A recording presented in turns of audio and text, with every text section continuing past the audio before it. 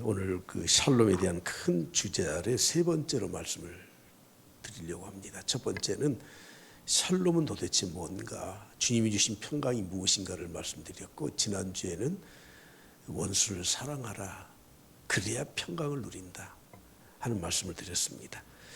오늘은 우리의 이 심령의 쓴뿌리의 상처를 치유해야 평강을 누릴 수 있기 때문에 오늘 쓴뿌리의 상처를 치유하라 하는 제목으로 말씀을 드리고자 합니다.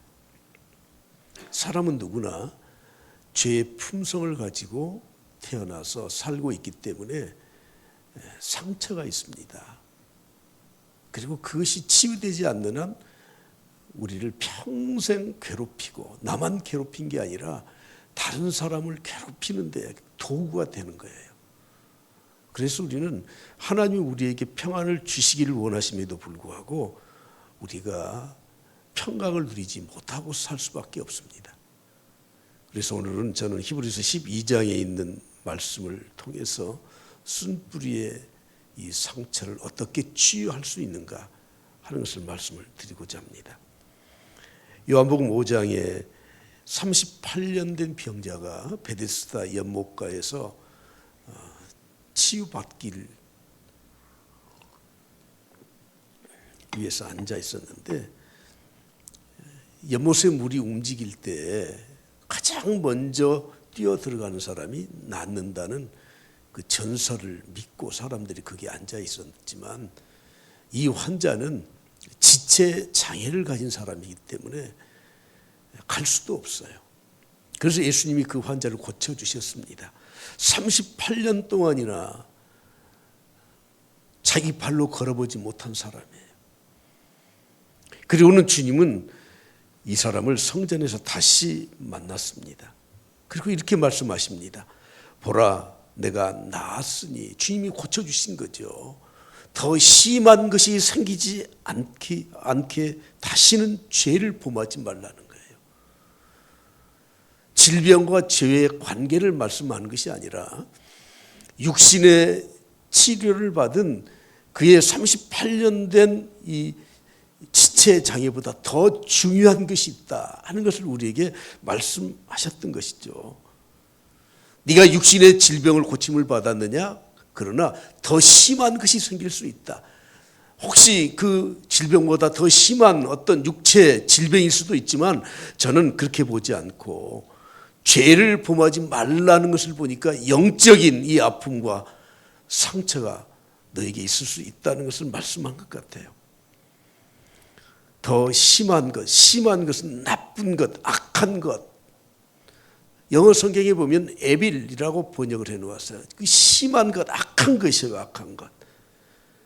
생기지 않게 하라, 강력한 권고예요. 여러분, 오늘 우리가 내 마음에 이 쓴뿌리, 내 죄악의 쓴뿌리, 이것이 완전히 치유되지 않으면 내 영혼을 마비시키는 결과를 가져오게 된다는 것을 우리가 기억하면서 이 말씀을 보기를 원합니다. 도대체 쓴뿌리가 뭔가? 신구약 성경에 상처를 쓴뿌리로 말씀한 것은 이곳 딴 곳밖에 없습니다. 나이가 들수록 우리는 세상을 살면서 많은 상처를 입어요. 그만큼 많이 살았다고 하는 것은 많은 경험을 했다는 것이고, 그 경험 가운데 부정적인 것들, 상처를 많이 받았다는 겁니다. 되게 나이 드신 분들은 잘 토라지잖아요. 그렇죠? 잘 토라져. 우리 어머니는 조금만 해도 저래. 이해해 주셔야 돼. 상처를 많이 받았기 때문에 작은 것에도 삐지고 토라지는 게 나이 든 사람의 특징입니다.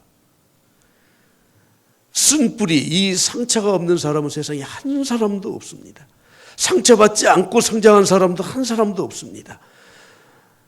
우리는 성장하면서 경험한 불행 또는 아픔, 부정적인 이 모든 것이 내 마음에 축적이 되고, 그러면서 그것이 상처로 남게 되고, 치유받지 않으면 그것이 쓴뿌리로 남게 되는 겁니다.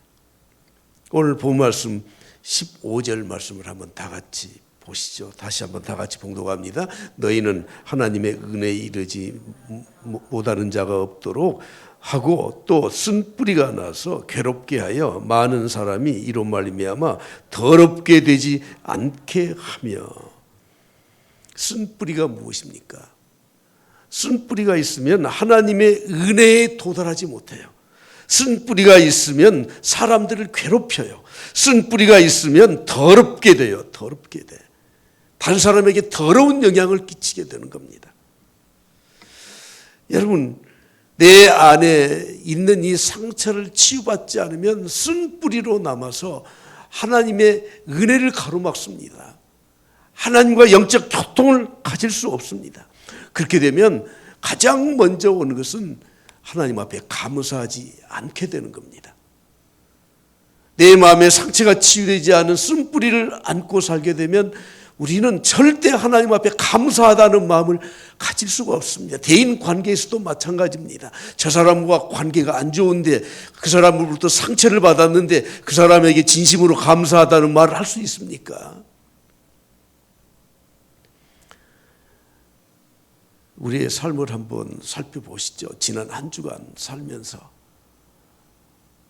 하나님 앞에 진심으로 감사하는 마음이 몇 번이나 있었는지. 우리는 하나님의 은혜를 받고 살고 있지 않습니까? 그래서 내 신앙을 점검하는 이 몇 가지 표가 있어야 되는데 그 가운데 하나가 하나님 앞에 내가 지금 감사하고 살고 있느냐. 내가 감사하는 마음이 상실되었다면 나는 지금 내 마음에 뭔가 아픔의 이 상처, 쓴뿌리 이것이 다시 터지고 있다. 그렇게 생각해도 될 것입니다.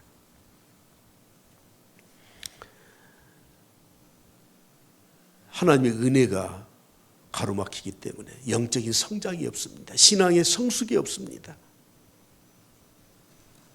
모든 것을 부정적으로 생각할 수밖에 없습니다. 하나님과의 관계는 멀어지게 되는 겁니다. 그리고 두 번째로는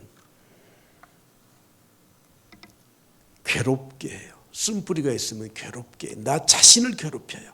다른 사람을 괴롭혀요. 공동체에 큰 손실을 가져오도록 살아가는 것입니다. 밑바닥에 숨어있는 이 뿌리, 이건 보이지 않아요. 쓴뿌리잖아요. 뿌리 안 보여. 그러나 겉으로 나타나게 될 때 이제 보이기 시작하죠. 원망하게 되고 다른 사람에게 괴로움을 줍니다. 만나는 사람마다 항상 쓴뿌리가 나타나서 자신을 괴롭히고 다른 사람을 괴롭히는 결과를 가져오게 되는 겁니다. 이렇게 쓴뿌리의 상처가 치유되지 않는 사람이 목회자가 되면 성도들을 괴롭혀요. 강단에서 전하는 말이 맞기는 맞는데 위로하는 메시지가 아니에요. 학교에서 가르치는 교사들이, 선생님들이, 상처가 많은 교사들이 가르치게 되면 실력은 있어서 잘 가르치는 것 같은데 학생들을 올바르게 인도를 못해요. 상처를 줘요. 부모가 상처가 치유되지 않은 쓴뿌리를 안고 자녀들을 가르치면 그 아이들을 양육하게 되면 그 자녀들에게 괴롭혀요. 여러분, 쓴뿌리는 자기 자신만 괴로운 게 아니고 그 바탕에서 나오는 것이 다른 사람을 괴롭히는 결과를 가져오게 된다는 것입니다. 쓴뿌리는 다른 사람을 더럽게 만들어요. 악영향을 끼치는 겁니다. 니체는 신이 죽었다, 사신 철학을 발표한 사람이에요. 그는 원래 루터교 목사의 아들이었습니다. 그래서 처음에는 신학을 공부했었습니다. 그러나 평온했던 어린 시절에 의문의 아버지의 죽음을 통해서 그는 그것이 치유되지 않은 상태에서 머리가 좋아서 20대 교수가 되고 많은 사람들로부터 각광을 받는 철학자가 되었습니다. 외로운 방랑 생활과 정신 이상자가 되어서 정신질환에 걸려서 36살인가요? 그때 교수직을 그만두었습니다. 그는 이렇게 생각했습니다. 신이 정말 존재하는가? 신을 인간의 삶을 파괴하는 그런 요인으로 지목하고 기존의 모든 권위와 가치를 깨부수는 철학자가 되고 말았습니다. 그래서 신은 죽었다. God is dead. 신은 죽었다. 하나님을 죽여요. 언제 니체의 마음에 하나님이 살아있기나 했는지 저는 의문이 들어요. 그래서 많은 사람들이 니체를 이렇게 말합니다. 망치를 든 철학자다. 그래서 가는 곳마다 다 깨부수는 겁니다. 깨부숴. 다른 사람에게 악영향을 끼치게 되는 거예요. 말년에 그는 정신 발작을 일으키다가 세상을 떠나고 말았습니다.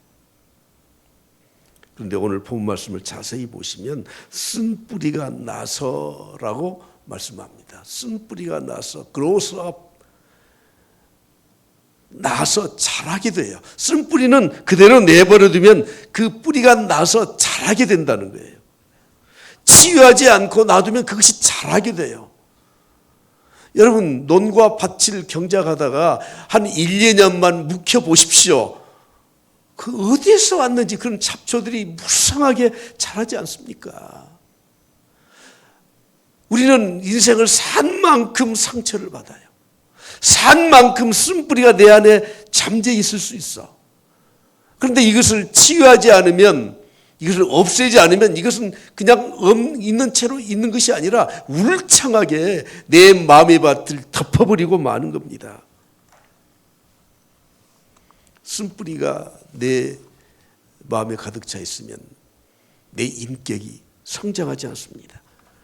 분명히 입으로는 주님을 시인하는데 구원받은 것 같은데 세례받았는데 직분받고 중직자가 되었는데 때로는 목회자가 되었는데 이 치유받지 않는 쓴뿌리가 남아있게 되면 힘들 때마다 원망합니다. 이스라엘 백성들 보십시오. 6월절에 어린 양을 통해서 그들이 구원을 체험했습니다. 홍해바다를 건넜습니다. 하나님의 능력 보았습니다. 지금도 그들에게는 불과 구름으로 그들을 인도해 주시고 만나를 내려주셔요. 그러나 쓴뿌리를 치유받지 못하기 때문에 힘들 때마다 원망을 합니다. 불평을 합니다. 그리고 그들은 이렇게 말을 합니다. 애굽으로 돌아가자. 애굽으로 돌아가자는 거예요. 그들의 영적 상태는 유아기 상태를 벗어나지 못하죠. 바울 사도가 고린도 교회 성도들에게 말씀하지 않습니까? 내가 너에게 저지로만 아직도 먹여야 된다. 아직도 영적 유아기에 있다. 밥으로 먹일 수가 없다. 신령한 자가 되지 못했다. 여러분, 오늘 우리가 내 마음에 이 날카로운 상처를 통해서 쓴뿌리가 내 안에 잔재 있을 때 우리 영적 유아기 상태에 머무르게 되는 겁니다. 이것을 다른 사람에게 잣대를 대지 말고 오늘 우리 스스로에게 한번 잣대를 대서 살펴볼 수 있길 바랍니다. 쓴뿌리가 치유되지 않으면 아무리 말씀을 들어도 그 말씀을 통해서 변화가 없어요. 본성이 변화가 되질 않아요. 말씀을 들을수록 머리만 커져 지적으로만 성장하기 때문에 지식만 가득 차기 때문에 비판, 의식만 생기게 되는 겁니다. 히틀러의 아버지는 알로이스라고 합니다. 알로이스는 히틀러라는 이름이 아니고 알로이스. 왜냐하면 그 성이 알로이스인 이유는 사생아로 태어나서 아버지가 누군지 몰라서 어머니의 성을 땄기 때문에 그래요. 그러다가 나중에 히틀러라고 1876년에 그 아버지가 이름을 바꿨다고 합니다. 그 아버지 때부터 치유받지 못한 삶을 살았던 거예요. 아돌프 히틀러는 1903년에 그의 나이 14살에 아버지가 세상을 떠났습니다. 그리고 19살에 어머니가 세상을 떠났습니다. 약간 물려준 유산을 가지고 그리고 고아의 연금으로 살다가 이제 성년이 되니까 그것도 전부 다 자기 동생에게 물려주고 말았습니다. 원만한 대인관계를 갖지 못했습니다. 그래서 항상 이 불만스러운 마음, 급한 성격, 당시 부르주아 사회에 대한 이 반감, 특히 비게르만 민족, 독일 민족 이외의 비게르만 민족에 대한 그 반감, 유대인들에 대한 혐오감, 증오감, 가난을 벗어나기 위해서, 실패를 벗어나기 위해서 그가 노력한 만큼 그에게는 더 많은 깊은 상처의 쓴뿌리가 자리 잡게 되었던 겁니다. 그래서 독일의 총통이 되고 나치당을 만들고 유대인들 600만을 학살하게 되지 않습니까? 2차 세계대전이 종전으로 치닫게 될 때 1945년 4월 30일 그는 자기의 총통 관저에서 음독 자살로 생애를 마쳤습니다. 쓴뿌리는 자신만 괴롭힌 게 아니에요. 다른 사람을 괴롭혀요. 그리고 다른 사람을 더럽게 만들어요. 악영향을 끼치게 된다는 거예요. 오늘 본 말씀을 보면 쓴뿌리는 결국엔 주님이 주시는 평강을 소유하지 못하도록 하는 겁니다.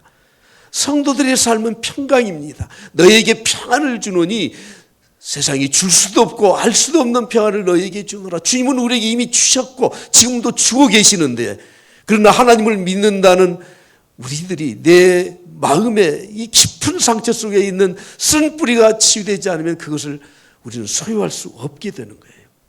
결국은 인간의 탐욕을 가슴에 안고 살아갑니다.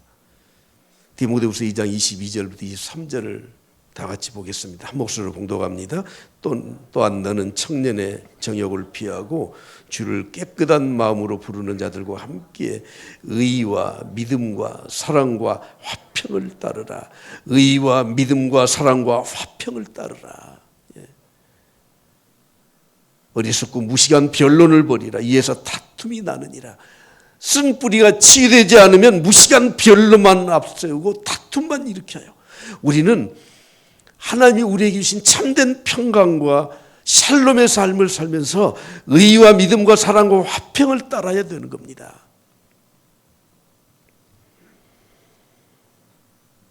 내 마음에 이유 없이 불안한 마음이 있다. 내 마음에 자꾸 다투고 싶은 마음이 있다. 나도 모르게 폭력적인 언사가 나온다. 이 모든 것은 내 마음의 깊은 상처를 통한 쓴뿌리가 치유되지 않았기 때문에 그런 거예요. 하나님이 우리에게 주시는 마음은 평안한 마음이고 화목한 마음이고 덕을 끼치는 겁니다. 이런 것들이 쓴뿌리를 통해서 일어나는데 쓴뿌리를 치료해줘야 되지 않겠습니까? 어떻게 치료할 수 있습니까? 20, 30년 전부터 한국교회에 치유 목회라는 말을 쓰기를 시작했습니다. 저도 개척을 할 때 치유 목회 하실 겁니까? 하고 물었던 분이 계십니다.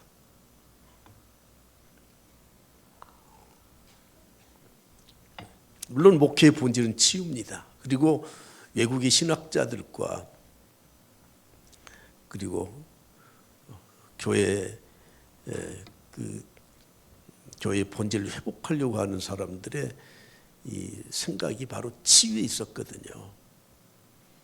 근데 우리 한국의 근대사를 보면 일제강점기, 또 우리 남한 같은 6.25 그리고 산업화를 겪으면서 많은 사람들이 상처를 많이 받았습니다. 힘들었습니다. 그래서 시대의 요청이라고 저는 생각이 됩니다. 그럼에도 불구하고 여러분, 복음 자체가 치유예요. 기독교 2000년 역사에 예수 그리스도의 복음이 들어가는 곳마다 전인적인 치료, 우리의 영혼의 구원뿐만 아니라 내 마음과 생각과 사상과 육신의 모든 삶의 치유를 갖는 것은 너무 당연한 겁니다. 오늘 본 말씀 다시 한번 14절을 보시죠. 모든 사람과 더불어 화평함과 거룩함을 따르라. 이것이 없이는 주를 보지 못하리라. 저는 오늘 어떻게 상처 입은 내 마음에 깊은 이 뿌리 깊은 이 상처를, 쓴 뿌리를 치유할 수 있는가? 세 가지라고 생각이 됩니다. 첫째는 화평함을 누리고 살아야 돼요. 항상 화목함을 우리의 삶의 모토로 하고 살아야 됩니다. 우리 인간은 죄의 품성을 가지고 태어난 이후에 항상 반항적인 본능과 기질을 가지고 있습니다. 사탄의 유혹을 받은 죄의 품성을 지니고 태어난 인간은 누구도 예외가 아닙니다. 아이들이 돌쯤 지나서 이제 걷기를 시작할 때 혼자 걷잖아요. 그러면은 부모들은 따라가면서 그냥 넘어질까 봐서, 그러면 얘들은 어떻게 해요? 부딪혀요. 저리 가라고. 저리 가라는 거예요. 도와주지 말라는 거예요. 사춘기를 지나면서 우리 자녀들이 기성세대에 대한 반항심이 싹트기 시작하지 않습니까? 그건 자기 정체성을 찾는, 다시 말하면 자기 자신의 독립선언이에요. 여러분, 과거 우리가 독립운동할 때 그냥 했습니까? 생사 각오를 걸고 독립운동하지 않습니까? 얘들 사춘기는 그런 때예요. 그런 때. 부모로부터 독립하기 시작하기. 그것은 인간이 가진 아주 중요한 본성입니다. 우리의 쓴 뿌리를 치유하기 위해서는 항상 모든 사람들과 화평을 누리려고 하는 마음을 가지고 살아야 내 쓴 뿌리가 치유될 수 있는 겁니다. 존 웨슬리의 어머니 수산나 웨슬리 19명의 자녀를 낳았습니다. 수산나의 어머니도 24명인가 낳아서, 그때 참 실수에게 아무튼 사춘기 지나고 결혼해서 계속 자녀만 낳은 것 같아. 근데 생존율은 50% 정도밖에 안 돼요. 19명 중에 9명이 죽고 10명이 생존했어요. 근데 수산나 웨슬리의 자녀 교육에 대한 몇 가지 철학이 있더라고요. 그 가운데 하나가 이겁니다. 내 자녀를 언제 고집을 꺾어도 한 번은 꺾어야 된다. 우리 인간의 마음에 누구에게든지 이 인간의 본능 가운데, 본성 가운데 반항의 기질이 있어요. 그래서 정당한 권위에 대해서도 항상 반항을 하려고 해요. 사탄은 하나님께 반항한 자 아닙니까? 수산나 웨슬리는 자녀들을 어떤 경우에도 한 번은, 그의 평생에 한 번은 고집을 꺾어야 된다. 근데 여러분, 가장 좋은 고집 꺾는 방법이 뭐냐면 하나님 앞에 무릎을 꿇리는 거예요. 복음 앞에 무릎을 꿇리는 거예요. 우리 청소년들이 어렸을 때 정말 복음을 받아들이고 그 안에 정말 인격적인 주님 만나서 주님 앞에 무릎 꿇어본 자녀들은 사춘기가 그렇게 방황하지 않습니다.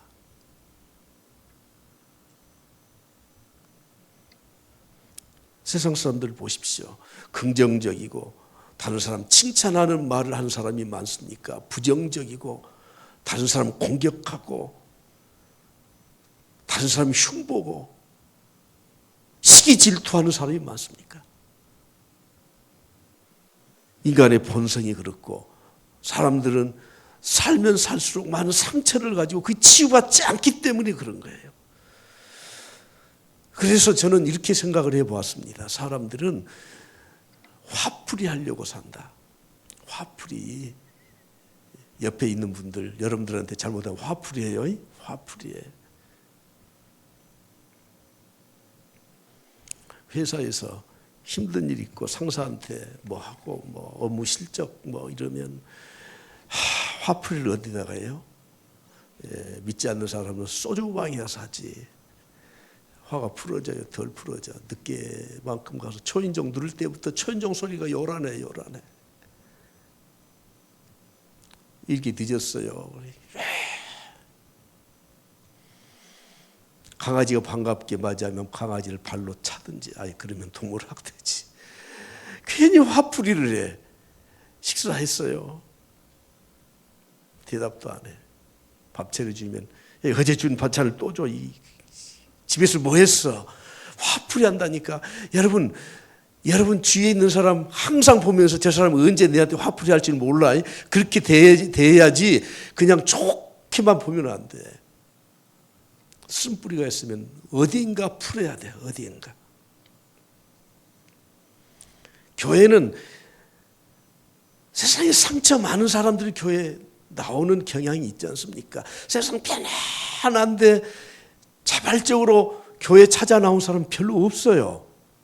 병들고 지치고 힘들고 어렵고. 그래서 교회는 상처받은 사람들이 많이 모인 것 같아요. 그래서 치유가 안 되면 막 들이받아요. 들이받아.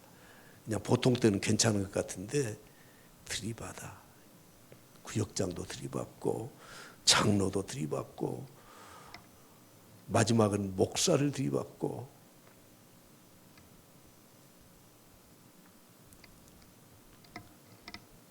쓴뿌리가 치유되기 위해서는 항상 나는 화평하기를 원하는 마음을 가지고 살아야 돼. 할렐루야. 두 번째는 거룩함이 있을 때 치유가 돼요. 하나님은 거룩하신 분이에요. 하나님은 사랑과 공의를 공유하신 분이에요. 거룩함을 따라야 돼요. 내 자신의 감정과 내 주장과 내 의견을 앞세우게 되면 쓴뿌리는 치유되지 않습니다.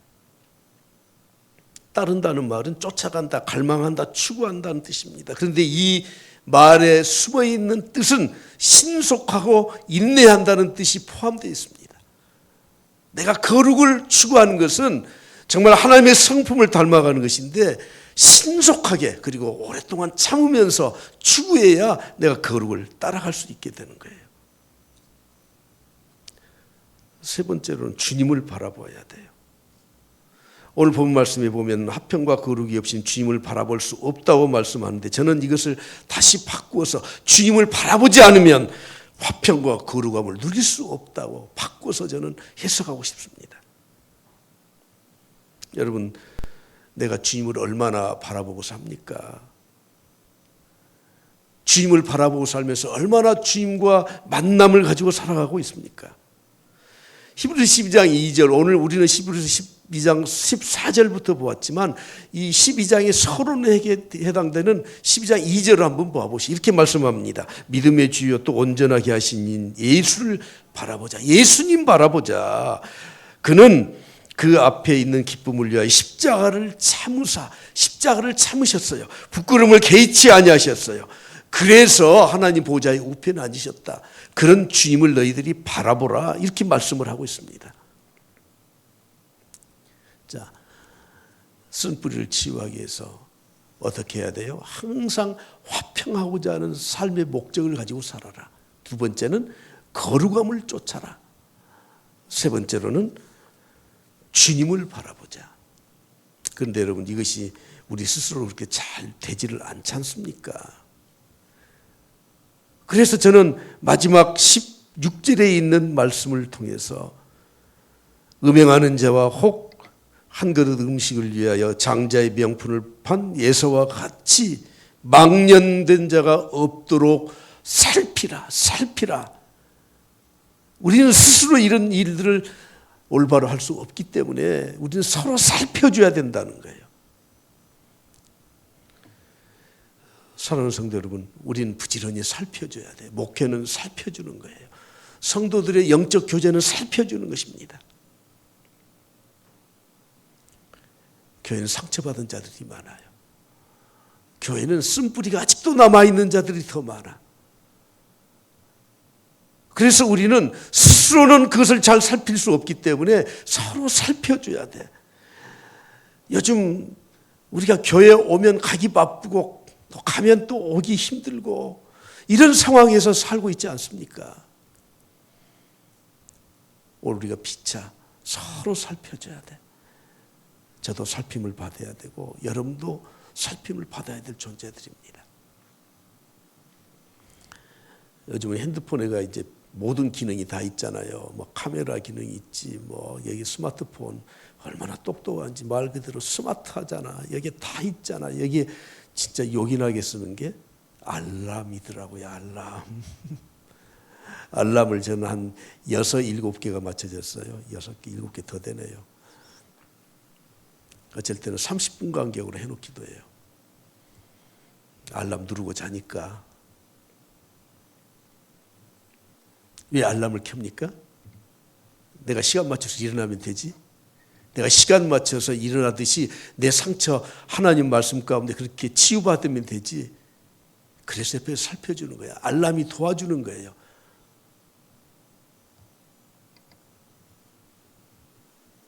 믿음에서 떠난 자, 신앙에 방황하는 자, 영적으로 게으른 자, 아직도 성품이 고쳐지지 않은 자, 손볼 곳이 참 많아. 서로 피차 살펴줍시다. 서로 살펴줍시다. 할렐루야. 서로 살펴줘야 돼. 야, 집사님은 저 집사님 왜 저래? 그렇게 하지 말고 비난하지 말고 저분이 쓴뿌리가 아직도 있어. 근데 대놓고 그렇게 말하면 싸움나요. 예. 근데 인정을 해줘.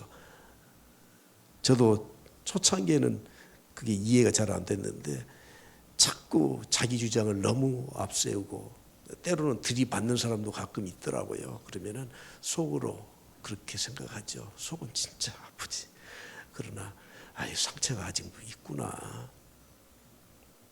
오늘 저는 말씀을 맺으려고 합니다. 쓴뿌리의 치유의 마지막은 용서예요. 용서받고 용서해주고 피차 용서해주고 용서받고 서로 용납해주고 받아주고 그럴 때 우리가 이 쓴뿌리가 치유가 될 수 있는 겁니다.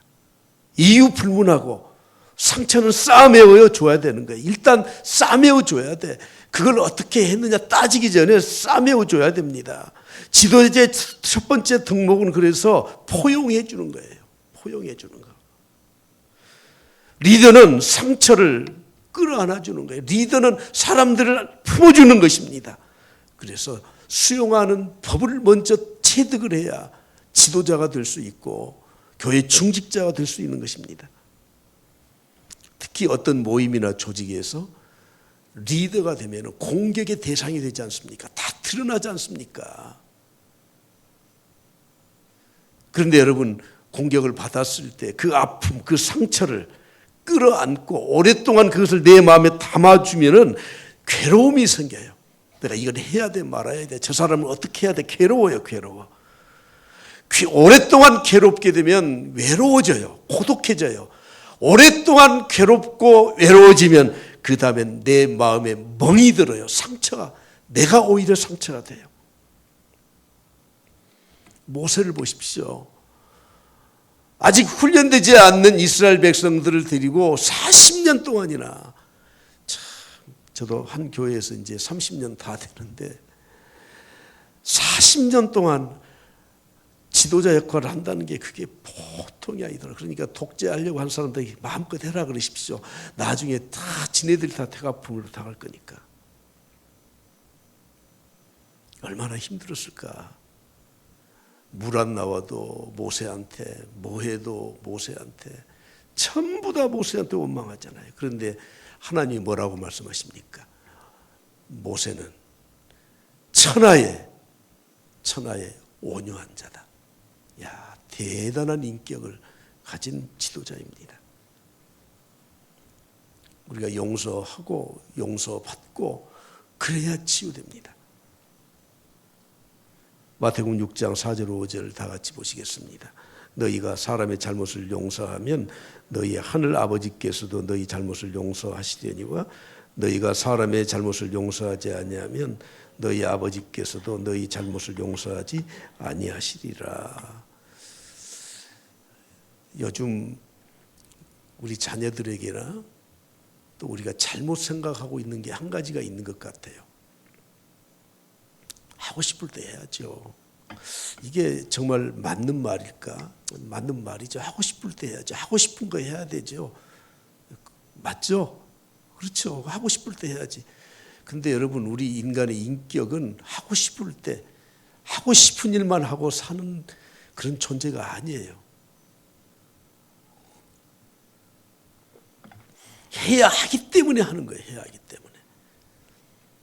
하고 싶을 때 해라. 하고 싶은 일을 해라. 그럼 해서라고 하기 싫으면 가지 마십시오. 그럼 잘리지. 해야 하니까 가는 거예요. 힘들어도 해야 하니까 하는 거예요. 용서가 마찬가지예요. 마음에 용서가 안 되는데요. 그래요. 용서 안 되면 하지 마십시오. 그런데 내가 괴로워요. 용서는 해야 돼요. 주님이 하라고 하셨으니까 해야 되는 거예요. 상대방에서 어떻게 하든 일단 용서하는 마음을 가져버리면 되는 거예요. 그럼 편안해져. 내 마음에 상처와 쓴뿌리가 없어져 버려요. 용서하는 마음이 안 생기는데요. 평생 나만 괴로워요. 그래서 하나님 앞에 기도해야 돼요. 용서할 마음을 주시라고. 용서하라고 하셨으니까 해야 되는 겁니다.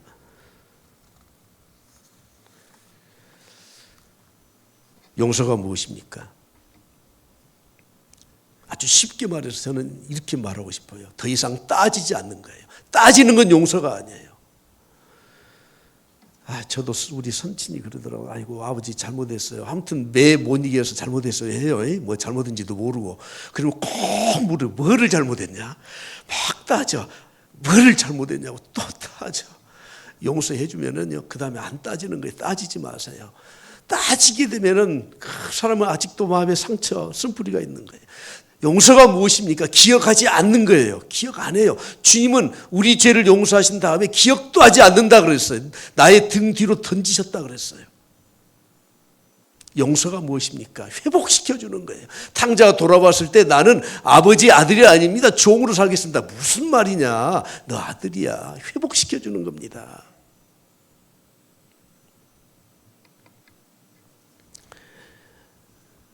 요즘 욥기서를 오는데 이제 욥기서 마지막 한 두세 편 남았거든요. 욥기 42장에 보면 갑절의 축복을 욥에게 주셨다고 말씀하는데 8절에 이렇게 말씀합니다. 그런즉 너희가 누구냐면 욥의 친구들이죠. 논쟁을 했던 친구들. 수소 7과 수디양 7을 가지고 내 종 욥에게 가서 너희를 위하여 번제를 드리라. 욥에게 가서 번제를 드리라. 하나님께 번제를 드리는 것이 아니라 잘못을 용서를 구하라 그 말 아니겠어요? 내 종 욥이 너희를 위해 기도할 것인즉 용서해 줄 것이다. 내가 그를 기쁘게 받으리라. 여러분, 논쟁할 수 있지 않습니까? 하나님은 서로 피자 용서 구하고 용서해 주어라. 그러면서 10절에 이렇게 말씀해요. 10절 다 같이 시작. 욥이 그의 친구들을 위하여 기도할 때에 여호와께서 욥의 곤경을 돌이키시고 여호와께서 욥에게 이전 소유보다 갑절이나 주셨다고 말씀합니다. 욥의 갑절의 축복이 그냥 온 것이 아니에요. 용서를 빌고 용서해주고 축복해주고 기도해주고 손잡고 그럴 때 갑절의 축복을 욥에게 주셨습니다. 사랑하는 성도 여러분, 저와 여러분은 나이 먹을 만큼 좀 먹었어요. 많이 살았다는 건 뭐라고요? 상처를 그만큼 또 더 입었다는 거예요. 그 상처가 뿌리 깊게 내 마음에 자리 잡으면 그것이 쓴뿌리로 남아요. 그것은 울창하게 번성해서 그대로 내버려두면 그냥 사람들을 공격하고 괴롭히고 엄청나게 나를 불행하게 만들어요. 치유해야 됩니다. 할렐루야. 서로 용서하고 정말 하나님이 주신 말씀으로 우리가 내 자신을 좀 살펴보면서 우리 교회의 아픔도 또 여러분들의 가정과 삶의 모든 상처도 치유받을 수 있기를 바랍니다. 그럴 때 하나님이 갑절의 축복을 주실 줄 믿습니다.